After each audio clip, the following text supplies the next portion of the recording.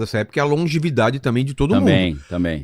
Os seres Matusalém é dessa época. Os seres humanos viviam quantos? 400, o máximo, 500? não, mas Matusalém chegou, se eu não estou enganado, 985 anos. Tá bom. Mas aí é impressionante você perceber que após o dilúvio, quem viveu mais acho que foi Abraão, que viveu 175 anos. Baixou a expectativa de vida pra caramba. Ou na hora ali, alguma coisa aconteceu. Tem a ver, né? Tem uma explicação.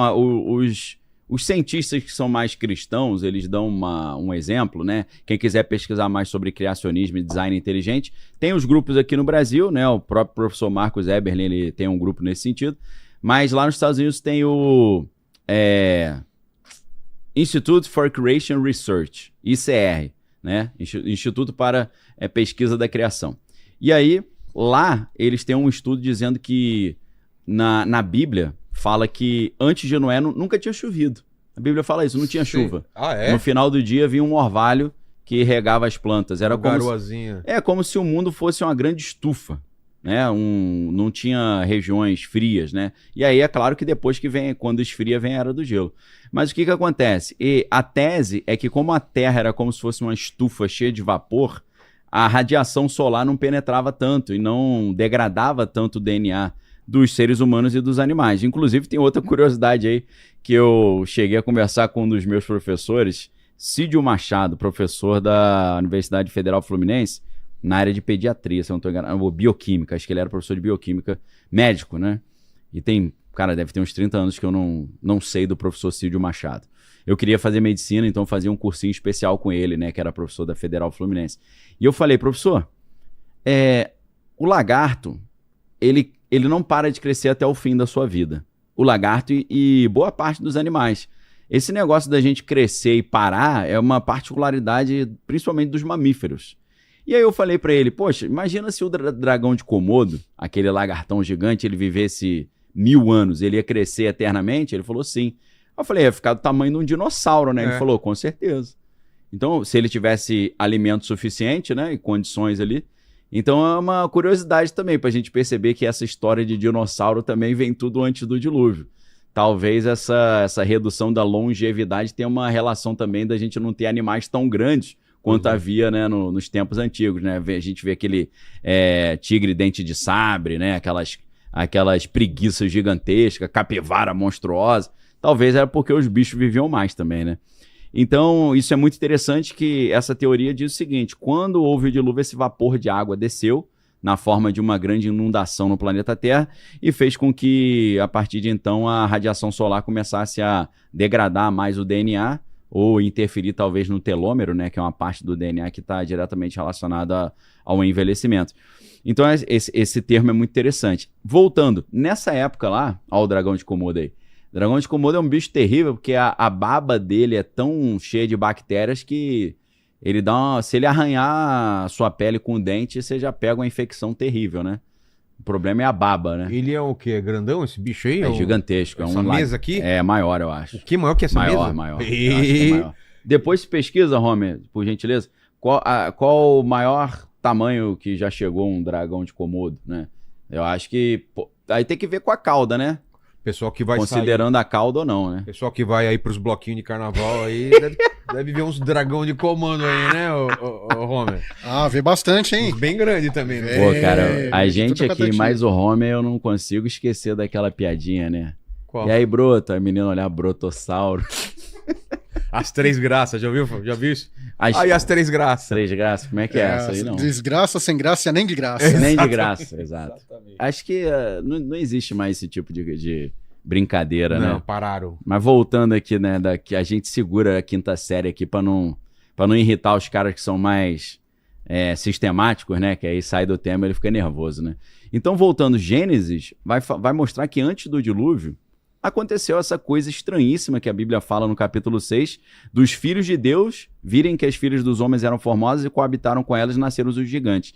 É claro que esses filhos de Deus não são os seres humanos, porque no Antigo Testamento nenhum ser humano é chamado de filho de Deus, a não ser Adão, que era chamado de filho de Deus. Os filhos de Adão são chamados de filhos do homem, Bnei Elohim, Bnei Adam em hebraico. Então, quando a Bíblia está falando os filhos de Deus, está falando de uma classe angelical, né? No livro de Jó a gente vê isso claramente, quando Jó fala que Deus criava o mundo enquanto as estrelas da alva alegremente cantavam e todos os filhos de Deus rejubilavam. É claro que não eram seres humanos, porque Deus não tinha nem criado a Terra ainda. Então, o que a gente tem aqui é que uma classe angelical, ela decidiu abandonar a sua função original servindo a Deus e vieram aqui para a Terra para fazer o quê? Para gerar filhos. É claro que algumas linhas do ocultismo vão dizer que os anjos foram tentados pelas mulheres, foram seduzidos, eles se sentiram atraídos por essas mulheres. Aí você que é cristão, às vezes, você fala assim, isso é viagem. Aí você vai para o Novo Testamento, o apóstolo Paulo fala assim, é muito bom que a mulher use o véu por causa dos anjos. Aí você fala, como assim por causa dos anjos? Porque naquela época, eles tinham aquela ideia que uma mulher sem véu era uma mulher que não tinha uma cobertura masculina, seja do marido, seja do pai ou seja de um irmão mais velho. Então, existem relatos, como o William Schnoebelen conta, né? Se a galera quiser ver uma palestra de 3 horas de duração em inglês, mas hoje o próprio YouTube está traduzindo, né? Sensacional sobre isso, e a palestra se chama The Sons of God and the Antichrist, Os Filhos de Deus e o Anticristo, do William Schnoebelen. E ele fala que ele era, na verdade, ele era um X-tudo, né? Um ex-tudo. O cara já foi padre, mormon, druida, mais o quê? Maçom, obviamente, entre outras coisas. E ele virou cristão. E ele falou que ele estava acompanhando uma mulher que estava tendo ataques noturnos, ataques de natureza libidinosa. Não sei se você já ouviu esse tipo de história, Vilela, de mulheres que falam que ela sente alguma coisa atacando ela sexualmente à noite. Já ouviu história? Súcubus e íncubos, já. Eu já, por exemplo, ouvi história de uma pessoa que eu conheço, uma mulher, ela falou que ela acordou sentindo a mão passando no cabelo, o cabelo dela mexendo. Entendeu? A única coisa que eu senti é pressão no peito. Sim. Como se tivesse alguém apertando, amassando assim, muito ali, forte. né? Isso acontece também. E, na verdade, isso são coisas que a gente vê, relatos, né, que circulam.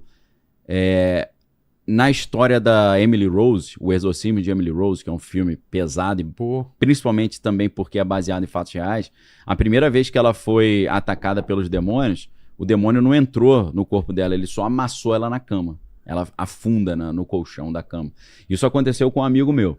Se Deus quiser, vamos ver, você aceita trazer esse cara aqui um dia? Esse meu amigo? Sim. Esse amigo meu, eu vivenciei tantas experiências sobrenaturais com ele, que eu não vou falar o nome dele. Os relatos? Porque ele teve essa experiência. Vamos sim. Ele foi amassado na cama e ele ficou até machucado. O peso foi tão forte que o travesseiro arranhou o rosto dele. Foi um negócio louco. Ele é de Niterói, a gente tem que conversar com ele, né? Essa é isso daí? É a Emily Rose real.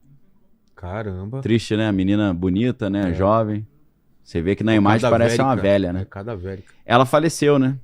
Aí tem aquela história que o padre que fez o exorcismo foi acusado de ter contribuído com a morte dela, né? Por quê? Porque o padre e ela chegaram a uma conclusão que isso que ela estava sofrendo era um martírio que seria para a glória de Deus, porque a história seria contada no mundo inteiro. Eu acho que já foi mais uma estratégia de Satanás, né? Com certeza. Porque é tipo assim, ela entendeu assim, não, eu preciso morrer para que a minha história seja contada no mundo. Tipo, Jesus morreu para abençoar a humanidade. Mas assim, estranho, né? Negócio muito triste essa história. Aí eles dizem que o padre que induziu, que falou para ela, desista de lutar para sobreviver, se entregue, morre, porque isso é para a glória de Deus. Aí, na verdade, o filme Exorcismo de Emily Rose começa com essa audiência, né? O padre sendo processado. Então, voltando lá, né? O que esses anjos caídos vieram fazer? Vieram engravidar mulheres. E as mulheres engravidaram e nasceram seres híbridos, esses Nefilim, esses gigantes, né? E aí, o que a gente lembra? A gente lembra que nos relatos ufológicos, muitas das vezes as mulheres são abduzidas, são feitas experiências com seus órgãos reprodutores e ela volta grávida. E depois de 3 meses, o que acontece? Ela é abduzida novamente e eles retiram o neném, retiram o bebê, um bebê híbrido. Então, uma das coisas de semelhança que a gente vê entre a época de Noé e a época do final dos tempos agora, é esse negócio de seres levarem mulheres e engravidarem essas mulheres. E então, a pergunta que fica é, será que isso é um dos sinais que Jesus está mostrando? Que tanto na época de Noé, seres espirituais. Você ainda não se inscreveu, deu o like e ativou o sininho? Você tá louco?